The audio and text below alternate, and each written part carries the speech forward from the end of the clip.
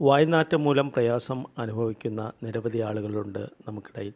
പലപ്പോഴും വായയുടെ ശുചിത്വവുമായി ബന്ധപ്പെട്ട് മാത്രമല്ല വായ്നാറ്റം ഉണ്ടാകുക, മറിച്ച് ഡ്രൈ മൗത്ത് അഥവാ ഉമിനീർ കുറവ് ഉൽപ്പാദിപ്പിക്കപ്പെടുന്നതിൻ്റെ ഭാഗമായിട്ടും നിരവധി പേർക്ക് വായ്നാറ്റത്തിൻ്റെ പ്രശ്നം അഭിമുഖീകരിക്കേണ്ടി വരാറുണ്ട്.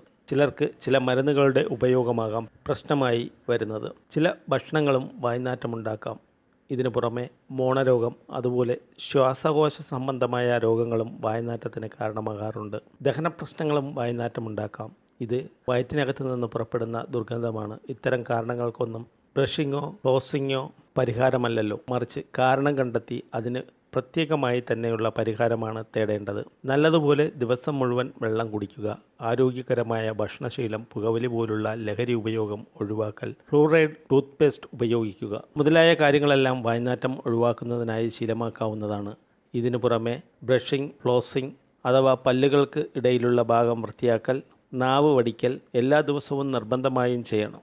എന്നാൽ ഈ മാർഗങ്ങളെല്ലാം ഉപയോഗിച്ചിട്ടും വായ്നാറ്റത്തിൽ നിന്നും രക്ഷ നേടാൻ കഴിയുന്നില്ലെങ്കിൽ അടിയന്തരമായി ഒരു ദന്തിസ്റ്റിൻ്റെ സഹായം തേടേണ്ടത് അത്യാവശ്യമാണ്.